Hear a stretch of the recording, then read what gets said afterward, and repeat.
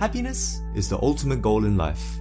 Whatever we strive for, be it better relationships, more money, or more purpose, we do it because we think it will make us happier. And yet, despite all of our efforts, happiness remains elusive. I mean, sure, we all have moments which bring us great joy. But on the flip side, life involves a lot of suffering.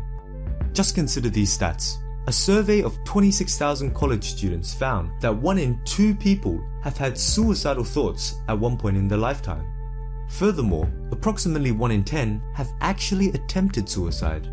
These depressing stats beg the question, why are so many of us unsatisfied?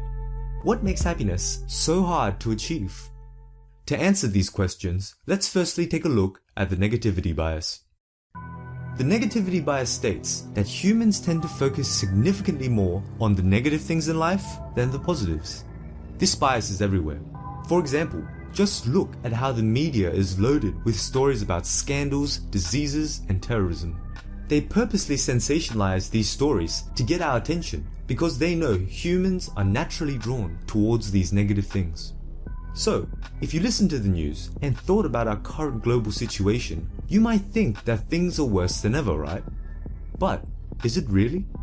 Could it just be the negativity bias? Think about the positives too, such as how homosexuals, ethnic groups and women are all enjoying more rights than ever. Back in the 50s, women's rights were so laughable that ads would show the husband spanking his wife for buying the wrong brand of coffee.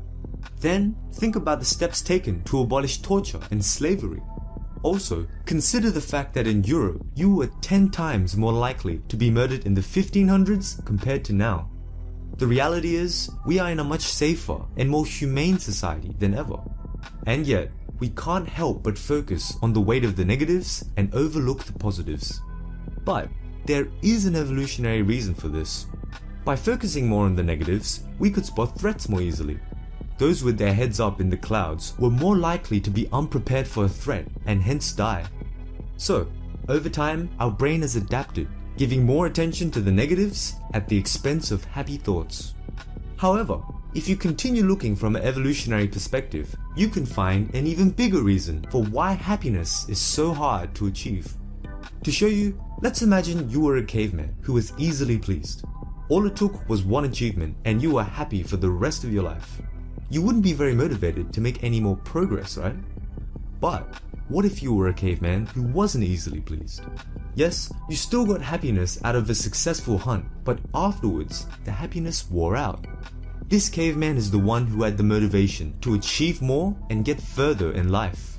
And in a world of scarce resources, only the greedy and powerful could survive. So, through natural selection, we have been molded into creatures that are never happy with what we have and are always aiming higher. In fact, psychology suggests that we have a natural baseline for happiness. This means no matter how happy or sad something makes us feel in the moment, on average, we return back to this baseline. Just think back to times when you said, if I just get that girl, or if I just get that promotion, I'll be happy. When you finally achieve this goal, yes, you're overjoyed. But as time goes on, you get used to your achievements. You start focusing on other areas of your life which are lacking, no longer paying attention to the goal you've only just completed. And just like that, you're back to your baseline. Even really positive events only have a short-lived impact on happiness. Consider this experiment where researchers compared lottery winners to paraplegics. Think about how happy you'd be if you suddenly won $1 million, and how depressed you'd be if you suddenly became paralyzed. Yet, psychologists measured how happy these people were a year after the event on a scale from 0 to 5. Lottery winners on average rated their lives a 4, which was only a point higher than those who had become paralyzed. In fact, lottery winners weren't even significantly happier than the control group of normal people. The one difference they found was that lottery winners didn't appreciate the small pleasures in life as much. This shows we need to find a balance between always trying to aim higher and being grateful for what we have. So, next time you feel sad, know that there are many psychological factors tricking you into viewing the world as a sadder place than it actually is. Instead, take comfort in the fact that our minds simply aren't designed to be happy.